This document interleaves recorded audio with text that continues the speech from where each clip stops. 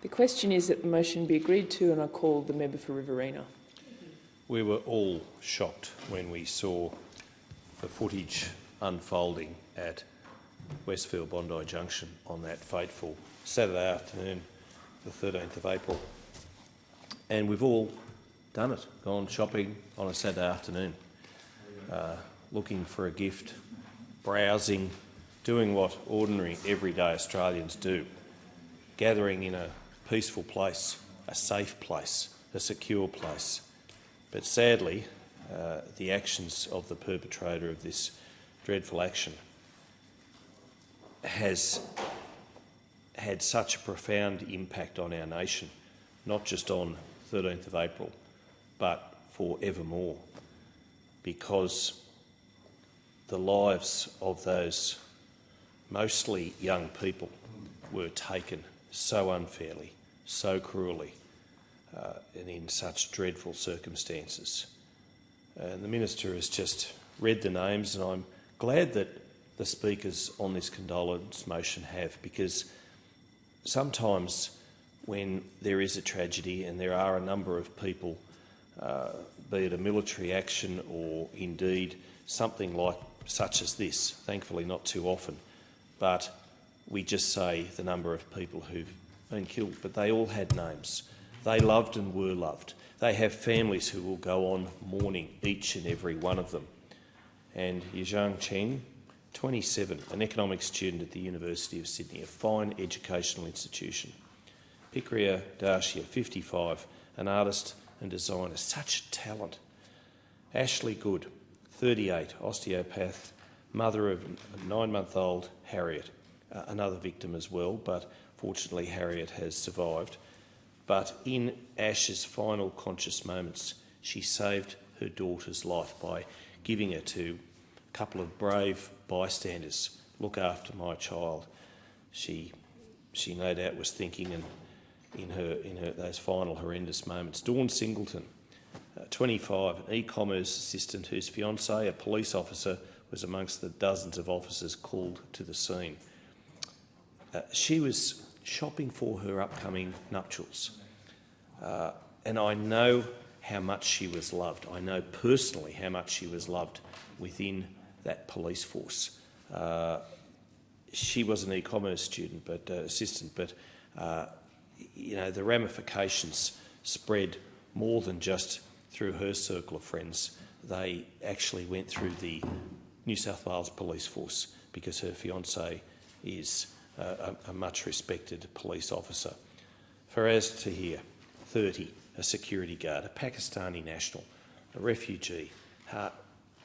He was a security guard, as the Minister has just said, the member for Chifley, killed on his very first shift at the Bondi Junction. I mean, just think that was his first day of work, and he bravely went to help others, to see what needed to be done in his role as a security guard, and lost his life because of it. And Jade Young, 47, a brilliant architect, all of whom their lives just cut so cruelly short. And I know there was a story in the Daily Telegraph today about the New South Wales Police Force seeking more officers. According to the report, they're 1,500 short, and they're seeking officers from other states and indeed across the ditch, the Tasman, to even New Zealand. And one of the things that really struck me as the father of a police officer was the men and women in blue, and how they were running to the scene, and that's what police do, and that's what the ambulance officers did. That's how all of those first responders did on that day, and I hope and pray that and I'm sure it is happening, that those officers, be it ambos, be it police, are given the right attention, because many of them will be suffering as a result of this incident. Inspector Amy Scott, how brave was she?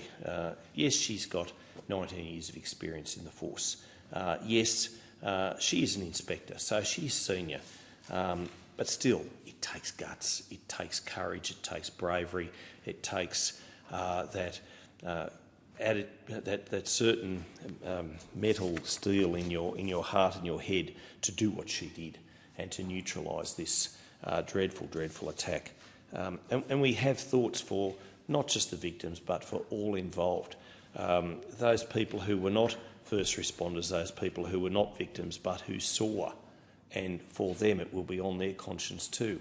And we think of our brave Bollard boys who thwarted the efforts of the perpetrator to go between levels and just holding him up for those few vital seconds or moments or minutes probably saved, who knows, a dozen or so lives from being far worse than what it was. In the worst of times, we see the best of Australians, and I share the Prime Minister and the opposition leaders' fine words, and those others who have spoken on this motion, including the member for Wentworth. And I told her so when I bumped into her in the corridor, because it would have been hard for her too. It's her local electorate, and no one likes these things, let alone in their own local community. So many of us, probably all of us, have been to Bondi Junction, and as I say, it was just an ordinary everyday Saturday afternoon, and we pay tribute to those whose lives were snuffed out by this dreadful attack. We pay tribute to the first responders. We say thank you. And I reiterate that the police, so brave. I do hope that they are getting the mental help that so many of them will need, but I'm sure they will. And I thank those officers, and particularly Inspector Scott, for doing what they did. And I think that, and I know that that it again solidified in my own mind, and no doubt everybody else's too, what fine first responders we have, and whether it's a natural emergency, a natural disaster, something such as this, we see the best of Australians in the worst of times. Thank you. The question is that the